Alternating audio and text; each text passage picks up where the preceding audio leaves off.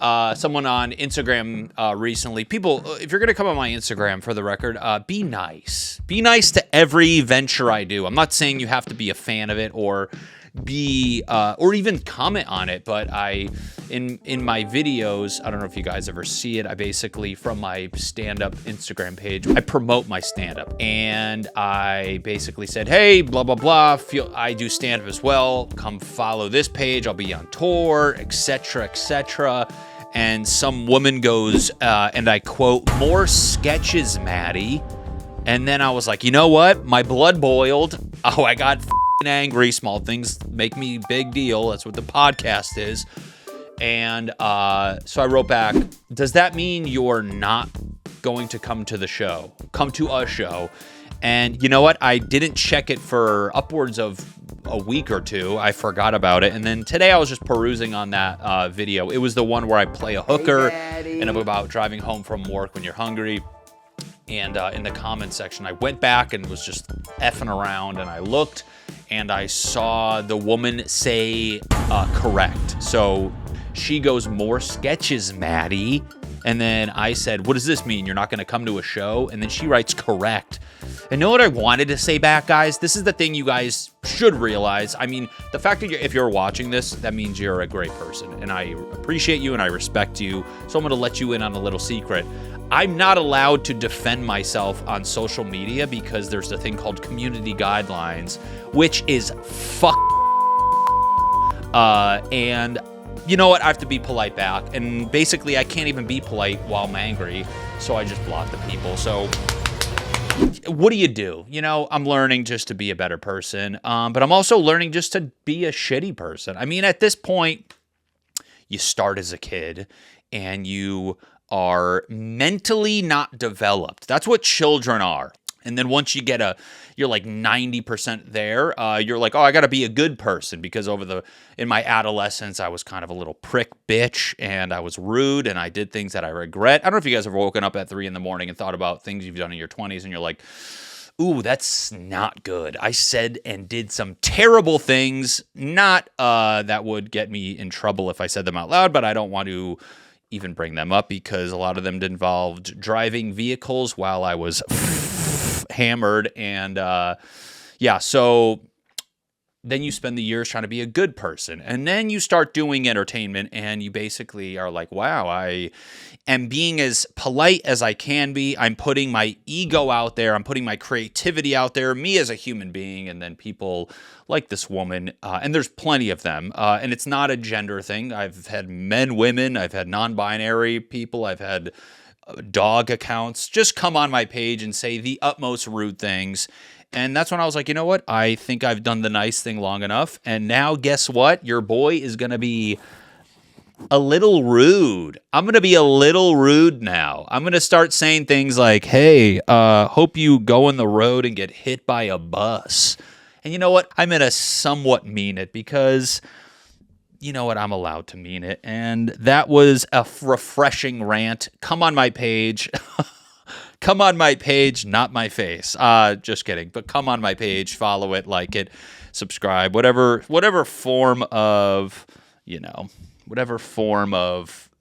following or endorsing my endeavors, do it so I can sleep at night and I can coin it as business development. Let's dig into some things that have been bothering me. Again, if you're new to the podcast, this is called Small Things, and it's where small things make your boy livid, angry, little things in the world that you are going about your business, and this little nugget just throws you off. This little atom of some material and electrons and neurons and proteins and synthesis, any word, it's just this little pocket that just hits you where you feel it most, like the tip of your balls. Guys know what I'm talking about. Women, when you hit us on the tip of our nut, it has a chain reaction that resonates through our body.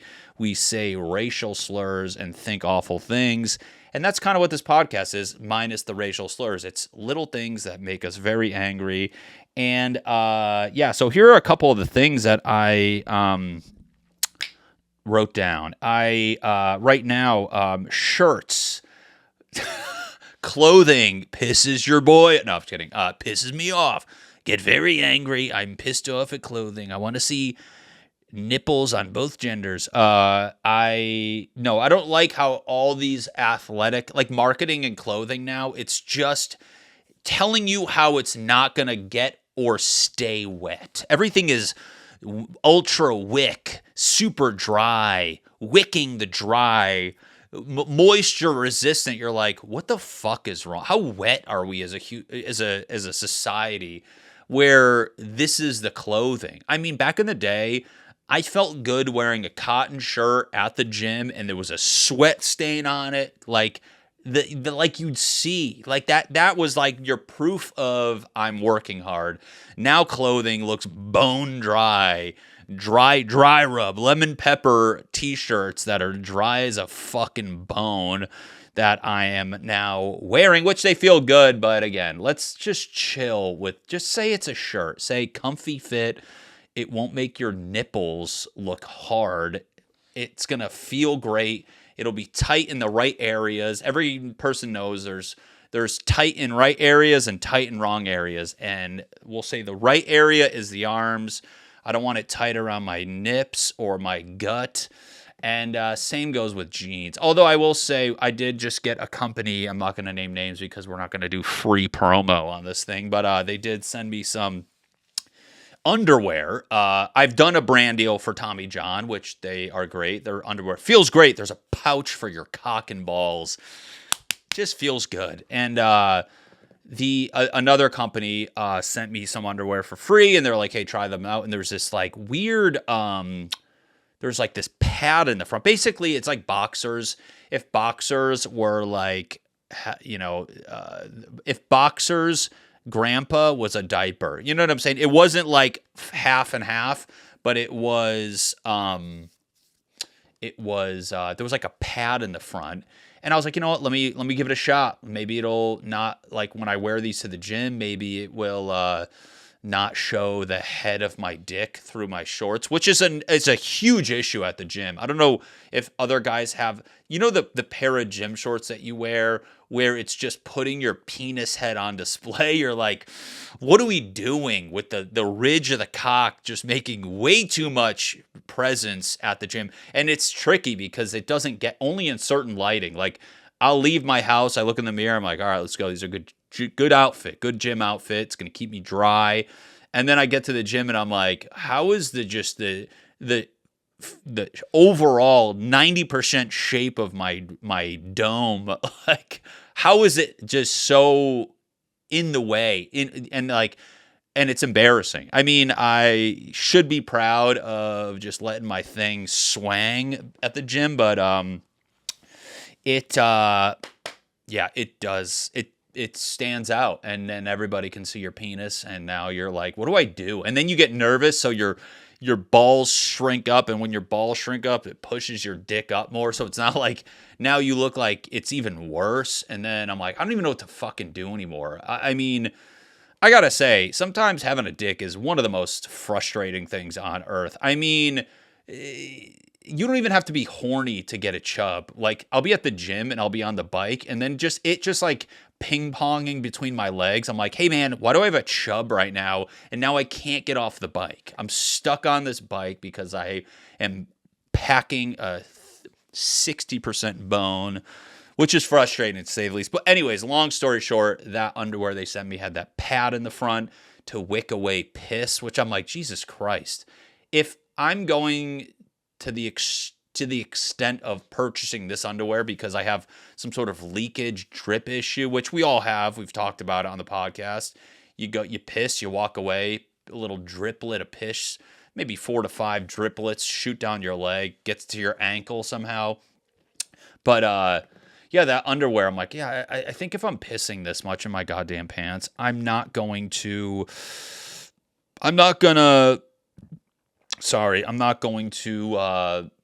I'm going to go to the doctor. I'm going to go to the doctor and say, yeah, your boy is leaking, which it's funny. I used to work in construction. Speaking of leaking, one of my old coworkers told me that when you drink Diet Coke, it causes anal leakage. And you know what? He told me that every time he'd see me drink a Diet Coke, he goes, you know, those cause anal leakage. I'm like, hey, Rob, his name was Rob. I go, maybe you just shit your pants. Don't blame the soda. Does Diet Coke cause anal leakage? Yeah, it's not even popping up. If it's not popping up on Google, you know it's not a thing. And then the AI overview. Thank you, AI, for summing everything up. Yes, Diet Coke can cause anal leakage because the artificial sweetener it contains can have a laxative effect. The carbonation can also lead to bloating and gas, which may worsen bowel control. The artificial sweetener, along with other ingredients like caffeine and high levels of fructose, can cause diarrhea and gas and make you smell like shit, and no one wants to fuck you. And that's what it says on the AI. I did not make up any of that. Well, I stand corrected. That, let's be honest. Somebody, let me be honest. I'm going to drink a Diet Coke, and if I have anal leakage, then I'll deal with it, because you know what? I'm 38, and if you think I'm going to start cutting things out that bring me joy in life, you're crazy. And maybe if maybe the anal leakage will keep people away from me. Like, what am I going to, maybe there's a silver lining to everything, folks. All right, that's my little rant with that. Here's something that kind of really gets your boy going. What's weird is whenever a girl, I see this on online a lot. Whenever girls like something, they will say "I'm" and then insert some form of word for crying or like a bodily reaction. And it was clever, and where a girl would be like, "I'm dead," or like, I'm dying, or I'm cackling. Like, I got it at first, and then it's funny. There's this bigger comic. Her name's Shmana Schmerner. And I saw where, like, on one of her videos, she's like, "I'm literally convulsing." And I'm like, what words are we adding now to this? I mean, it's cute when it's like, I'm dead, I'm keeling over, I'm insert something relatively playful within the world of laughing or some trendy topic, because we say, I'm dead. We all have heard that. But when you're just saying some sort of like, I'm seizing, I'm literally shaking on the floor and foaming at the mouth, like. And it's funny because when somebody's popular does something, that all her followers, like, you can see them just starting to do that. And I thought that was funny, which maybe that's what I'm going to do, guys. Maybe we'll do something together. I'm literally leaking from my ass. That's what we're going to say when things are funny on this podcast. I don't know, though. Whatever. I mean, I don't really give a shit anymore. My girlfriend's gonna go see Wicked tonight, and it's funny. I never saw them. I'm a Wizard of Oz guy. I like movies from the 20s where they're making the backgrounds, dude. I love a good old movie where they painted a field on a wall and they're just filming in front of it, and you got to believe that they're at a field, but. Yeah, I don't know. I saw like a couple of the actors' interviews for this new Wicked, and apparently it was sponsored by Ozempic, because everybody's like a twig in this movie. I mean, what are we doing with, like, I get being skinny's good, but we're going full on with this shit. I mean, I know her name's not Dorothy in the movie, and the witch is not the normal witch, but you're like, Jesus Christ, guys, you got magical powers.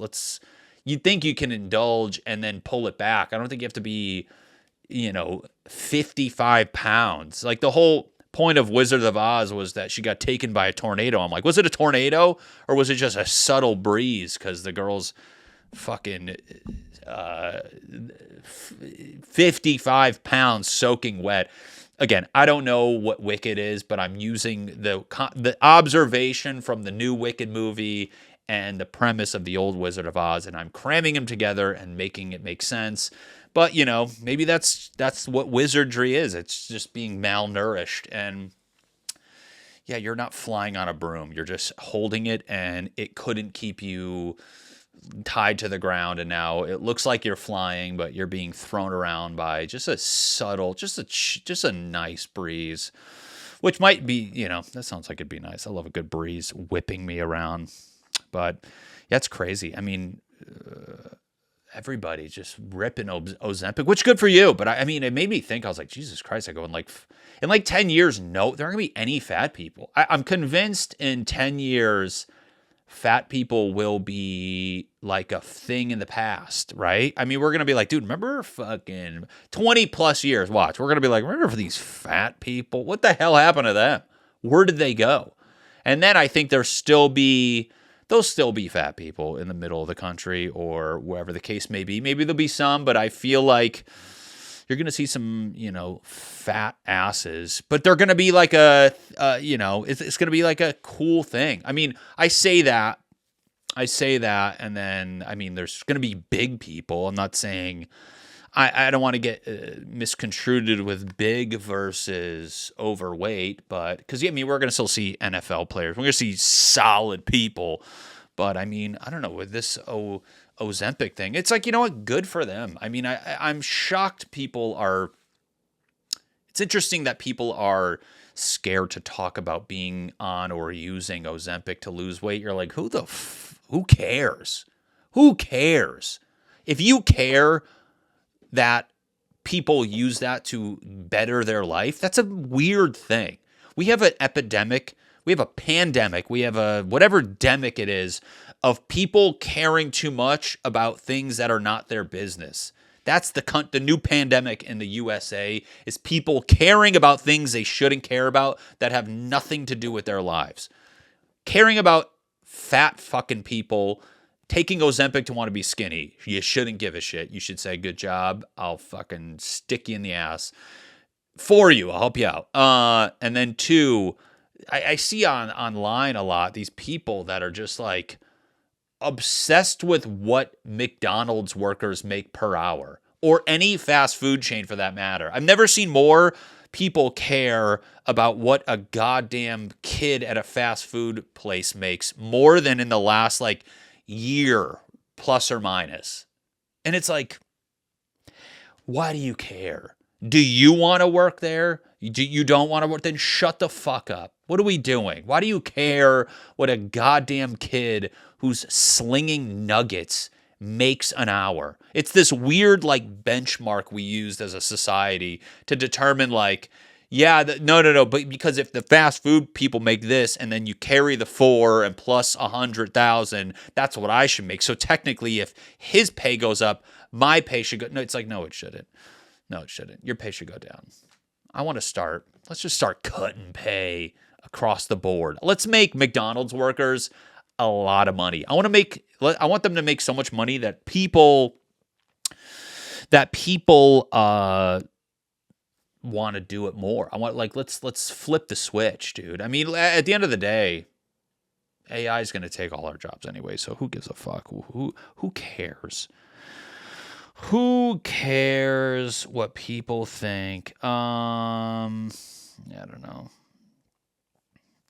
I hope you guys had a good holiday, though. I mean, Thanksgiving, it's funny. We went back to Connecticut, where I'm from.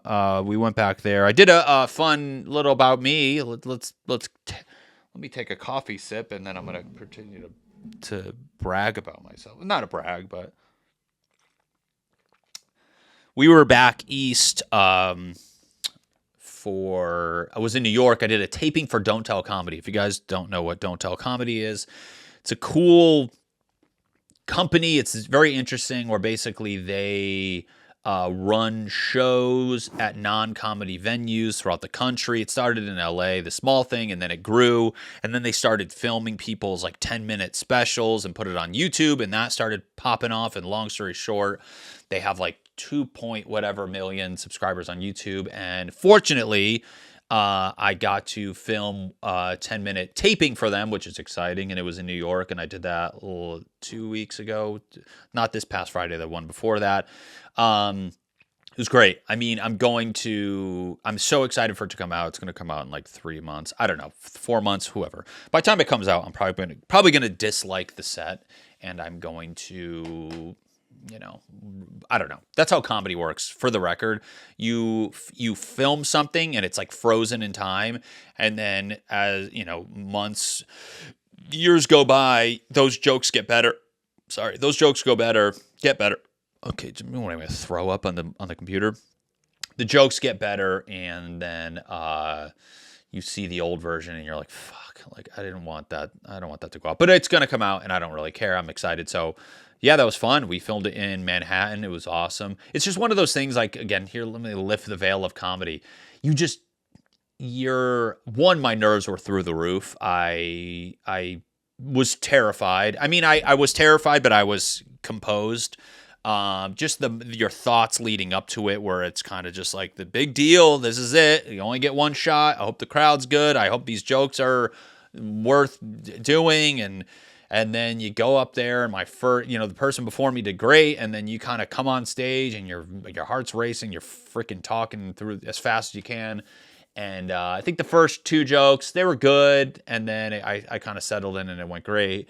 But we had to like refilm the first two jokes just because I wanted to say them again after those calmed down. But it's just one of those things that you just like now think about that set for every day. Every second of the day since then, I think about it because I didn't record it on my phone, so I don't know what it sounds like. So I'm just running it back in my head, and I'm like, God, was it good? Was it bad? And there's moments where I was like, oh, that was great. And then there's moments where I remember like a couple lines that I messed up. And you're like, oh, God damn it, please, through the glory of editing, make this thing look good. But yeah, we were back in Connecticut, and then we stayed there for a week. Wonderful, freezing, and boring a little bit. Not really. It's fun. I mean, it's not like you can go outside, so you're kind of just stuck to being inside, and then you go inside to another place because that's how cold climates work. And we were there for Thanksgiving, which was exciting. Thanksgiving, I'm never there, so the whole time you're seeing like Christmas commercials. So I was like, okay, I think this is just. I feel like it was just Christmas minus the tree, and now we're going to be going back in like 2 weeks to Florida and then to Connecticut, and I don't know if I'm excited for that. I mean, I'm excited to take a break. I've been banging out these videos. Thank you for watching them. And doing stand-up. But it is fun to take a break. And I'm trying to eat really well right now. So when I go into the holiday season, there's zero guilt. So I can just eat like shit for like a week or so and not feel like I'm going to wake up in the middle of the night and my chest is collapsing on itself. But it's fun. I love, like, one thing I don't know where it came from. I do, but lately my little guilty pleasure has been it's just been ordering like just slutty white girl drinks at Starbucks, and I love it. It's my literal favorite thing. I went from being just a black coffee rugged guy, and then I started doing a little cream. I love me a little cream and a little Splenda. And then now I'm just ordering peppermint mochas, and there's shavings of chocolate with whipped cream. And you know what? I want that. The same way I drink Coca-Cola and I don't care about the anal leakage, I'm going to drink a little basic bitch coffee at Starbucks, and I'm going to enjoy it. I did it with the pumpkin spice, although I'm just completely over the pumpkin spice flavor because I just overdid it. But that's my thing now. I got a caramel something at Starbucks, and it was fine, but I'm a peppermint mocha guy now. I bought peppermint mocha creamer. My coffee identity has went from like just black coffee. That's all I like. I'm a rugged guy. Now I'm like putting makeup on it. I'm dressing it up. It's in high heels with peppermint mocha perfume. It's just completely 180'd. And you know what? If my coffee wants to transition from a guy to a beautiful woman, I'm gonna do it. I'm gonna give it its proper gender, and we're gonna have a wonderful time because that's what life's about. Like we said earlier, I was a kid. I was stupid, and you grow up and you change. You change and you have a new identity. I went from being dumb kid, nice adolescence, and now I'm a rude 38-year-old man. And guess what? Maybe that's my coffee is exactly that. My coffee went from just this rugged old black fucking strong man, and now it's just a very pale white peppermint mocha female, and we're here for it, baby. And guess what? I'm leaking through my ass. All right, guys, that was a wonderful episode. I hope you enjoyed it. I hope you enjoyed it so much that you're going to like and comment. And if you are still listening, by God, I think you're the best person on earth. And if you've left and you come back years later and watch this, why the did you do that? Comment, like, subscribe. Appreciate you guys. I'll probably come back in 2 years with a new episode. But until then, take care of yourself. Thank you guys. Goodbye. Really isn't anything big. It's all small. I'm getting mixed feels knowing what the pod brings. Cause it's a big deal listening to small things. You bring her out, you have her hold small things. You bring her out, you have her hold small things. You bring her out, you have her hold small things. Hold small.